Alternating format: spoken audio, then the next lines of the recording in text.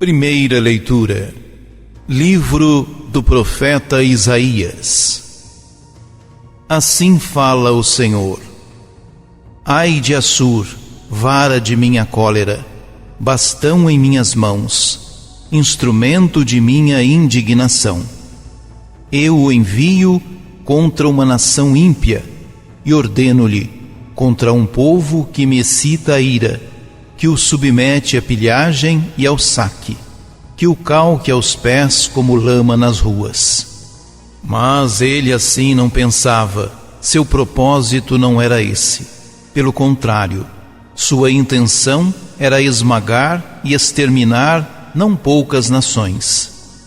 Pois diz o rei da Assíria: realizei isso pela força da minha mão e com minha sagacidade, pois tenho experiência. Aboli as fronteiras dos povos, saqueei seus tesouros e derrubei de golpe os ocupantes de altos postos. Minha mão empalmou como um ninho a riqueza dos povos, e como se apanha uma ninhada de ovos. Assim ajuntei eu os povos da terra, e não houve quem batesse asa ou abrisse o bico e desse um pio. Mas acaso gloria-se o machado em detrimento do lenhador que com ele corta? Ou se exalta a serra contra o serrador que a maneja? Como se a vara movesse quem a levanta e um bastão erguesse aquele que não é madeira.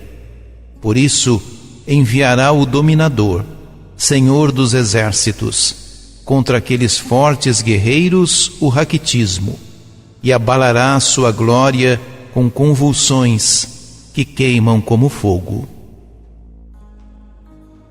Palavra do Senhor.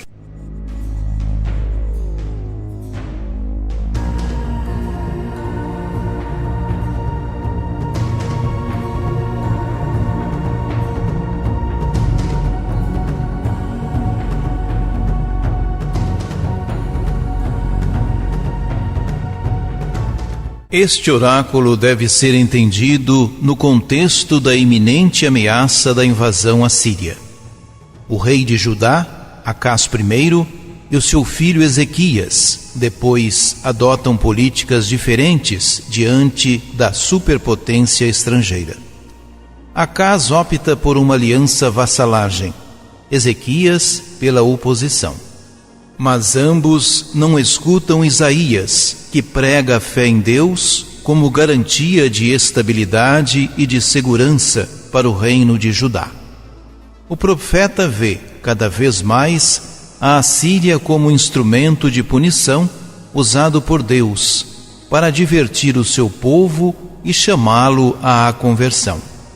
Assim, lança um dos pilares básicos da teologia bíblica: tudo está nas mãos de Deus. A criação e a história estão submetidas aos seus desígnios. Para melhor se fazer compreender, o profeta descreve antropomorficamente a Deus, como se fosse uma pessoa ofendida e ultrajada, do seu povo espezinhado como pó dos caminhos. A situação não podia durar muito. Se Judá não compreendia o papel da Assíria nos planos divinos, menos ainda Assur o compreenderia. Nunca lhe passaria pela cabeça ser simples instrumento de um Deus estrangeiro. Mas enganou-se, diz Isaías, teólogo da história.